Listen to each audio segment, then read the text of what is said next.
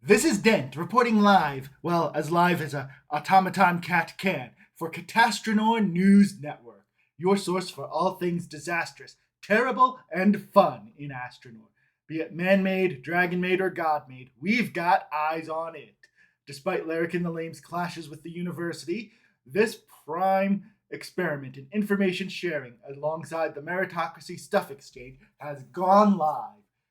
Larrikin again shows his lack of imagination and vision by opposing ideas for this much information sharing.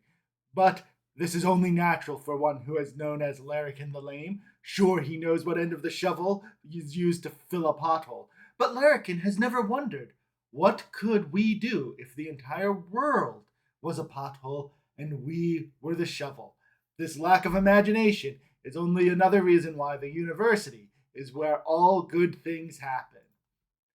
Anyway, now that we're done with that, let us get on to the news. First, in Gnomragon, what was once called Gnomragon, we should say, the new name, the Meritocracy, is starting to stick with all residents. We have begun by inviting Sholison, our neighbor, to join in our great cause. But that's enough of the good news for now. Let us return to more pressing matters. To the south, we have mysterious fog from the jungles and musical chairs at Galacia.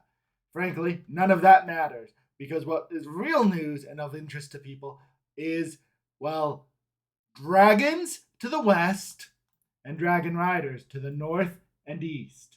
Let's begin heading north, where you can see Celestark's advance has been causing concern throughout many, many nations.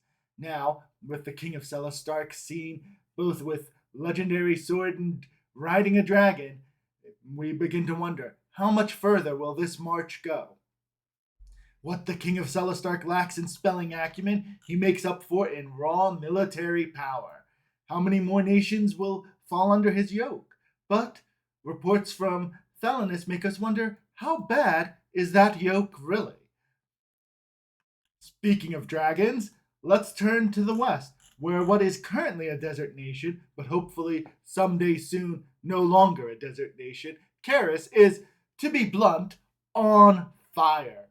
With the death of a mighty red dragon and Karis' own continued losses, support for the nation is, well, difficult to deliver. Larrikin promises to look for solutions, but the aid may be delayed if none can be found.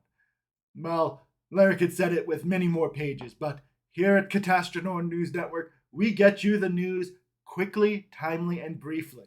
And the news in Karis is simple. Dragons. Now let's move on to happier news. We mentioned earlier that Sholison was being invited to join the Meritocracy. More news on that as it develops. Recently, Ostwell's shindig was well received by all. Congratulations to those who succeeded in the various events, and we hope for more wonderful news to come out of Ostwell. Speaking of celebrations, Gulia is currently working on building their hanging garden and has publicly invited all to an opening ceremony whenever that might happen. And there you are, a very brief look at the news here in Astronor. The Meritocracy thanks you for your attention, and remember, CAT-Astrinor News Network, your source for all things disaster. This has been Dent, reporting as live as an automaton cat can. Thank you, and good night.